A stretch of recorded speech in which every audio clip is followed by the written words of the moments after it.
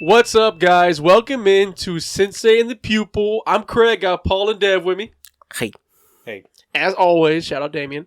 And we are going to be reviewing Perfect Blue, the movie that rocked the world in 1998. I mean, this movie is one of the most quizzical thrillers, and before even American Psycho. This movie rocked our minds in ways that I can't even fathom to imagine, and quite frankly, even 11 couldn't twist my mind this way. Right, guys? What a twist. So was this like was this like the biography of Britney Spears? Like, what was this? What do you... No, yeah, okay. Yo, low-key, that's a good one. Real quick, Perfect Blue is a movie about... It's a thriller, I guess psychological thriller about this girl who is a singing... J-pop. J-pop. Is that what it is? Yeah, pop idol, yeah. Okay. She's an idol, and she dances and sings, and she's like 20. She's in her 20s. Teen. She's a teen. I thought she was 21. It says teen Yeah. in the description. Really? Yeah. I mean, You're sick, maybe they say 21. You're a sick monster. Yeah. Well, she's legal. But she's dancing and singing, and she graduates to become an actor, but in doing so has to also kind of give up her innocence. Yeah, her purity. Her idol status. Her idol status, her purity in a way, because she starts going to do like really raunchy stuff. Yeah. And this raunchy stuff is affecting her mental in ways that she thinks are like not really her mental. She thinks it's real. Destroying her image. Yeah. And that's kind of getting to her. Her J-pop image. Correct. So. And along the way, we have a lot of twists and turns, and love, loss, and things happen, and Story. Yeah. There's a big twist near the end that I really stalker website. Yeah. I really love the twist at the end. Yeah. But let me ask you guys, what was y'all's favorite moment from this movie, Perfect Blue? Dick. It's hard, I think if I had to just choose one, I don't want to just say the twist ending because that was like some of the, the best thing. It was the best part of the movie. It was, but we'll get to that. I think another part was it's like her descent into like losing her integrity almost, because she does kind of throw away her integrity to become famous, or like when she lost her mind, kind of. Like, no, I mean not even like peak of losing her mind. He's talking about the descent. Like, you know what he means? Yeah, I'm talking about like scene? Yes. Yes. That's the what grape. What's your favorite part? The grape scene, not just the grape scene, but it was going. It's like how far she was willing to go to try to succeed in the field that she was choosing, because she was doing just fine as a pop idol. A lot of people loved her. She had stalkers. It was fine. She had a fan page. Well, so like when the guy had said, "Oh, we were barely like we were just making it as a right," and then all of a sudden, right after that, they made a big hit. You know what I'm saying? Right as soon as she left, was it her? So okay, so when you're talking about the grape scene, right? Getting to that point, she's doing this really big movie, TV show. Yeah. It's kind of like Law and Order. Yes, and in the TV show, she has to. She's doing this scene, which is also the scene's not even really happening in the TV show. This is in her mind. Right. Remember, because they get to later that whole scene was just in her mind in the first place. Yeah. Well, anyways, she's getting tore up on this little stage, and it's so crazy because what really got me about that grape scene, which wasn't real, it was in the show that we watched. It was a remaking of a grape scene. Right. What really got me was whenever they paused the scene and they said move the cameras, and then the guy's like, "I'm so sorry." I know. And she's like, "It's okay," and it goes right back. It made me really think about Hollywood. And like how weird what that does in your mind, dude. How weird that must be, dude. Like, I would never want my kid to be a Disney star. And then she went straight from that. Shout out Schneider. Schneider. Wait, what? Go ahead. Do not shout him out. Innocent until proven guilty. All right, so it went from there, from her doing that lewd scene, and even she was like, I don't know how my parents will react to this. And then she just goes around and said, you know what? Let's do nude. Let's just take some pictures, you know? Yeah, she really... And that guy's like, yeah, show me your, like, yeah, like, do this, do that. Right after like, the grape scene, like, she pretty quickly moves to taking pictures of herself in the nude. Yeah. I mean... Like, full bush. Is this just, like, Japan stuff? Or just, like... It happens, dude. I don't even know if that happened in America. Ginny Forrest Gump, like she went from trying to be mom? No. it went from her trying to like do a little like song, and she worked at a strip club. Then she started doing Playboy and showing her, right. Like, I'm sure there's pressures on like all females, or like female artists, like who want to turn. To Britney Spears, to other things. I'm sure there's adult, pressure. The adult, like yeah. If you go from a kid to an adult, I get it. Yeah, Britney Spears was from House of Mouse to showing off everything. Favorite moment, Dev? All right. Favorite moment was probably the ending. Yeah. Where they had the big reveal and Yes. Mima-chan, her manager, Rimu. Yeah, Rimu was just like gliding in the air. Yeah, okay. That's kind of my gripe, but like keep going. That's my gripe. Yeah, explain that, and then we'll kind of break that down. Yeah. So, I mean, spoiler. Rimu was her manager, right? Slash friend, I guess. Yeah. I would say man. I would say like agent, talent agent, or whatever. But I thought it was the other guy. He was like her man. So she was like her manager, and so we come to find out that she was in love with Mima-chan, like the pop idol. Mm-hmm. And Right. she didn't want her image to change, and she thought that she was changing her image and that tarnishing it. So she took things into her own hands and decided to kill off people that were damaging her image. Yeah. And whenever she was chasing her at the end, and in the pop idol outfit, Right. she was gliding. Okay. So and I kind of understand. yeah. That's half my gripe, but also it's like that I read up on this movie, and the creator and the director did this for a reason. I get it. I got it right away. It was just like she was just gliding in an unrealistic way, and also Right. she was a bigger woman. So And you saw that. You saw that in the mirror. You saw her like sweating, just like yeah. Yeah. chase her down. So to that point of what Devin said, it was really strange because what Mima was seeing was this person chasing her that was Mima, her Right. old self chasing her, but really the whole time it was Rimu.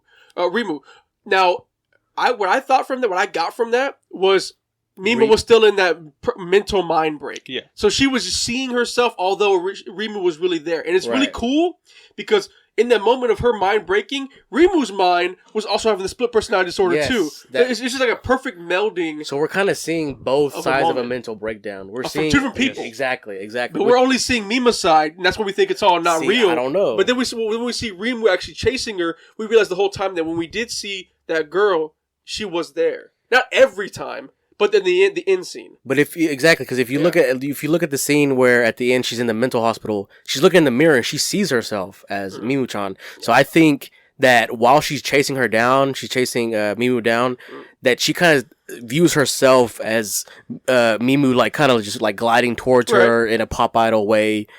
In reality, she's fat, sweating, and like struggling to keep up with her. The gliding was definitely weird. Even if it was just in her mind, that jump. Yeah, from the dude. building definitely should have been. And it was a perfect landing and everything. Yeah, that jump from the building, Rimu definitely should have shown her side like breaking, like fucking snapping her ankle or something. Definitely should have been like a tumble or Yes. something. There should have been a dent in the roof for sure. Yeah, you should have done a big old boop.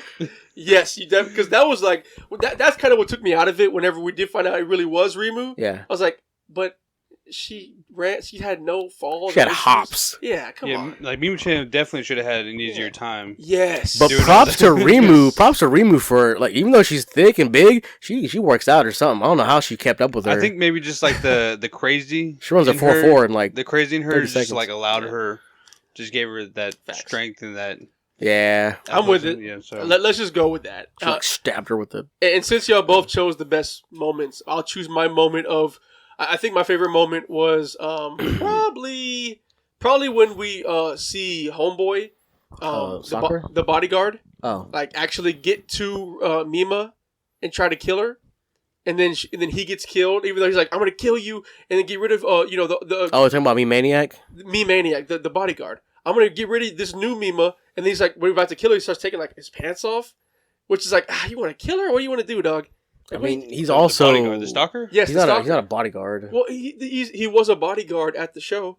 Oh, yeah. That's why I call him the bodyguard, the stalker. Oh. The stalker. His name is Me Maniac. That's his His true. name's not me, maniac. That's what his online. Yes. handle. That's what they called. He- him. I That's call what, him- that's I've what been calling him Rimu bodyguard. called him The too. Orochimaru of the show. Okay, Yeah, this guy was alright. so ugly, and like he had, oh my god, How could you not tell he was one of the bad guys? yeah, and yeah. I like whenever he died. He got hit with the hammer. He's like, But so how did he die? And then also the manager okay, ended up dying. so that was Rimu. I think that was Rimu killing her because the next thing we see is is Mima sees herself with the knife, but it's really Rimu. Right. I think Rimu went to kill. We don't get to see it. So while I'm assuming. Mima-chan was like trying to run away after killing the guy. She went back to her room.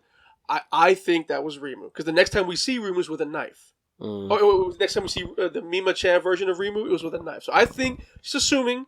But if the manager was going home, why did he make his way all the way to? He went back inside to go get her. Remember, because they're waiting. Rimu and the manager were waiting downstairs. But he left though. He said He told Rimu to go get her. He told Rimu, "I'm going home." Yeah, I thought he said, "I'm going to get her." Take her home. Yeah, that's what he said. Maybe I misheard. It's going to be up here though. You can see who's right. So that's why I didn't understand. Like how are both of these bodies like together, even though one died, and then it was also moved. Right, and also her clothes were ripped as well. Her clothes were all ripped up. So, but he wasn't on the stage anymore. The stalker guy wasn't on the stage anymore. But that was, I think that was Mima's mind.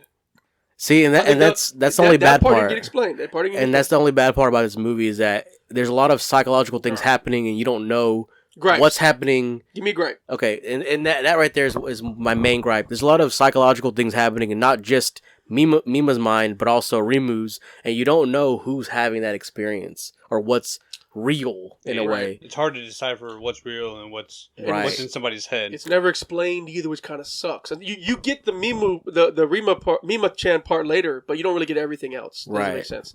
That's one of my gripes too. Like how okay, we get it. It wasn't really Mima killing those people. Right. But how come Mima had that memory of her killing those people if it wasn't really her? Remember? She wake up from the dream of her killing people, but if she never killed the people and it was Rimu the whole time, and here's the crazy thing. Had that dream? I've actually read some theories. There's fan theories out there that say that actually Mimu was killing people. Not all of them completely, but she was kind of killing the ones that kind of tarnished her image. That the guy that's taking her pictures. That would make sense. It's a fan theory. It's a fan theory though. That would make sense. I only imagine it was Rimu? Mia Mania. Mia Mania. The bodyguard. Rimu, yeah. Yeah. Gripe?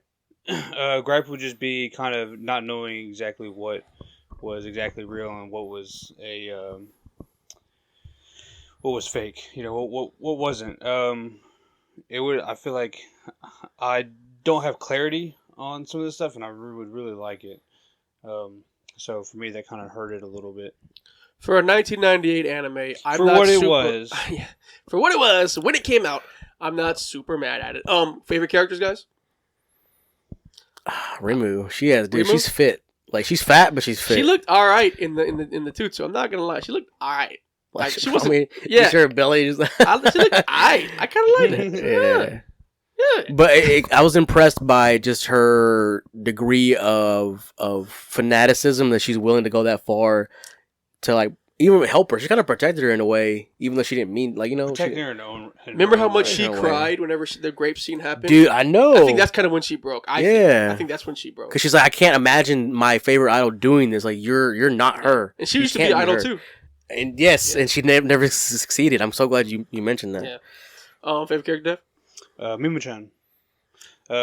For pictures? For I don't just the way that they kind of portrayed her. Like I feel like it's understandable once you like have this personality of being a pop idol, and then you go into acting and doing something totally different. I feel like they just portrayed her character really well. And like her breaking down, I could totally see that actually happening to someone, aka Britney Spears. Yeah. And like Britney Spears, she's kind of dumb though. She's like, oh, there's a website about me that happens to be in my room and my activities. Let me explore it. And like, dude, report that shit. See, they never explained that either because I kind of thought that was her talking through the thing, but she didn't know she was talking through the computer. No, I think Rimu said that she took that. Yeah, okay, and that makes sense. That was how she communicated with Mia Maniac. Favorite character was the singer number 2 in the band. I'm just kidding. No, I'm gonna go with I guess Rimu since nobody went with her. I'll go with. Rimu. I did. I'll go with the bodyguard, Stalker. Mia Maniac. Yeah, because I'll go Rimu. Stalker was kind of a waste of a character. You really get too much of him. You just kind of get. He was kind of a waste of a character. I thought he'd be like a twist or something, but no. I mean, he was the perfect patsy. What are you talking about? I guess. What kind of sucked was Rimu kind of like preyed on his like his love. Yeah, love. Quote unquote love. I mean, to get him. Do y'all think that he was like special? Nah. His face. His face was special. Definitely Downsy. Yeah. Love you guys. Dude, his eyes, like, I guess both their eyes were like way, like you mentioned that in the text. Like their eyes are so spaced apart. Just one eye the whole time we get to see. Yeah. So like not even that, but also the photographer, his eyes were also kind of like. Did he die too? You really know when a character's ugly. You really know. Like there's only one good looking character, and it's Mima. I thought it was also cool how Rimu went for the eyes. She stabbed their eyes out. That was like part of her MO. Or maybe it was him. She Jinwoo. Okay, rating? What are we rating this thing, guys? I'll go first, I guess, since y'all are probably gonna not give it what I gave it. So you'll be surprised. I put my gripes. I don't really have a gripe, but the bodyguard's ugly. So I gave this thing a solid 7. I mean, I'm sorry. Solid 7 on the movie scale. Here was my rating. I gave the animation a 19. For what it was? Because it was really smooth. I didn't know you were going to break it down. But go really ahead. free-flowing. I thought it was great. I gave everything a 5 to 25 scale, guys, for each category of 4. Animation was 19. That's pretty good. So that's pretty high rating in my book. Sounds like for what it was. Well, for the animation of the year it came out, it's a movie, and it looked really good. Plot, I gave it a 21. I thought there was a really good plot. I thought it was a really strong plot. The story was good, too. The twist was a good twist. I didn't feel like I was watching something super overdone. And the pacing was good. I like the pacing. Because we're watching shit from 2024, everything seems overdone. This plot, we definitely seen it before, but I thought it did a good job. Characters, gave them a 18. They're okay. They were good characters. Yeah. They were good characters. The ones that they showed. And then the setting, I gave it a 12 a setting. Because really, they didn't really set much for me. It's just really in these 3 locations. I mean, it's Japan. Like, what's the world really? Yeah, I mean, it just wasn't like a big world building kind of thing. So I just gave it 12. I got the 70 on the dot. 7. Guys? Go ahead, Devin. Since it was yours, I'll let you go last. It was crazy. Oh, this was crazy. All right, so I'll go next. So this was a decent anime. I don't know if I would recommend it to anybody to watch. It's kind of very dark. Maybe someone who I know is like dark stuff. But that being said, I would give it a 6.5. I mean, it's all right. Not as high as everybody else probably on this one. I didn't like the way it ended either. It just felt like too happy of an ending, dude. Like the stalker guy died, the Rimu. She's being rehabilitated. What's Yeah, the ending did seem kind of. What's wrong with that? And then like Mima-chan, like she's all better now. Like it was just like. Well, she's no, the ending did seem kind of weak. She went through like some traumatic stuff. Like just the whole. Finding out, you had this stalker that you had to kill, and then was your manager probably since you were a kid. Yeah, and then you had the manager also who was kind of who tried to kill you. Like you were in this like great escape, and then you survived that, and you had to live with that. And then like in the end, she's like. Looking in the rearview mirror, like everything's okay now. It's like it was a little cookie cutter. I got a different what's it called? A different meaning to that at the end, because when she was leaving, there's 2 nurses that think that they recognize her. And they said, "No, that couldn't be her. Why would she be here?" And I think that kind of, and not just that, but also the way she looks at herself in the rearview mirror. I think that kind of gives a different meaning to her being. Like okay to a certain point where it was traumatic, but I think it was like symbolic of them not recognizing her because she was so recognizable. Everybody knew what she was doing, the bad, the good, whatever. And all of a sudden now these 2 nurses look at her like, that's not her. That can't be her. Like we don't know who that girl is. I don't think you interpreted that right. I mean, it's all about interpretation though. This whole movie's about interpretation. I think those girls were saying, wait, is that the super famous person? No, it can't be. Why would she be here? Why would she be here? Exactly. No, but they're saying like they think that's her, but why would she be here? I don't think they're saying that can't be her. I think they're saying why would a super famous person come and visit? Yeah, not the way you're saying. You're saying like that's not her. Like no, that they're just like surprised that a super famous person is at a psychiatric. But they don't believe it's her then. though. That's my point though. The fact that she can go out unrecognized, not being harassed, like kind of like a Britney Spears thing. As soon as she goes out, everybody's looking for like a flash of her vagina to see if hey, maybe she's gonna show us something.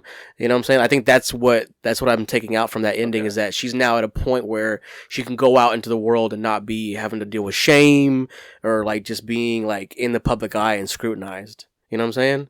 So no, don't like. So like it's like cookie cutter kind of. No, I mean I thought it was a bow ending on on something that traumatized her, and she's okay now. What do you rate it? Know? Oh, rating wise, I'd probably give it an even 7 too. I mean, it's alright. Because I've watched it before. Hey. No, but I was like 8, and I didn't understand. Like, you think like right now it's hard to understand. Explains a lot about. But now that I'm older and I can understand like the themes and everything and everything that's going on in the world today, I understand it better. When my kid was in the room watching it with me, I had to like pause it when the part came on because I didn't want to see it. I don't want to see it. I was like, cut, roll again. Yeah, I got it right there. Yeah. Guys, we are Assisting the Pupil. Let us know if we got it right or got it wrong on your favorite movie because you're clicking it because you love this movie. There's no other reason to click this review in 2024. Oh, we need to do Paprika next. Guys, that's another one. We're out of here.